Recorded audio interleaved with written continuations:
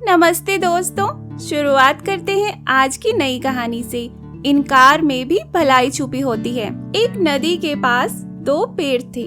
उस रास्ते से एक छोटी सी चिड़िया जा रही थी और उसने रुककर पहले पेड़ से बात की और पूछा, बारिश का मौसम शुरू होने वाला है, क्या मैं और मेरे बच्चे तुम्हारी टहनी में अपना घोंसला बनाकर रह सकते हैं? लेकिन उस पेड़ ने मना कर दिया। चिड़िया फिर दूसरे पेड़ के पास चली गई और उसने पेड़ से भी वही सवाल पूछा।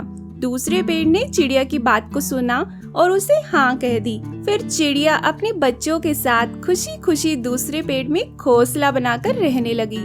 बारिश का मौसम आया और एक दिन इतनी जोर की बारिश हुई कि नदी के पानी का स्तर और तीव्रता बहुत बढ़ गई। इसी दौरान पहला पेड़ जड़ से उखड़कर पानी में बह गया।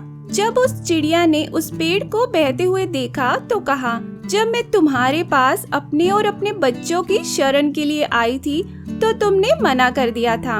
अब देखो, तुम्हारे उसी रूखे बर्ताव की सजा तुम्हें मिल रही है, जिसका उत्तर पेड़ ने मुस्कुराते हुए दिया। मैं जानता था कि मेरी जड़ें काफी कमजोर हैं और इस वर्ष की बारिश में मैं नहीं टिक पाऊंगा।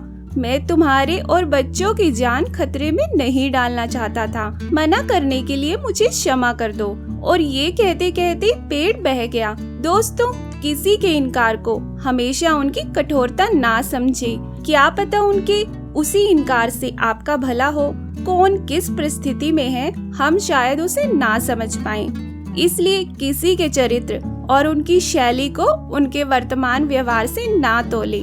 प्रभु भी यही कहते हैं कि एक मनुष्य दूसरे की सोच और विचार को नहीं समझ सकता। अपने करीबी दोस्तों में ये कहानी जरूर भेजें। चैनल को सब्सक्राइब और वीडियो को लाइक जरूर कीजिएगा और अपना ख्याल रखिएगा।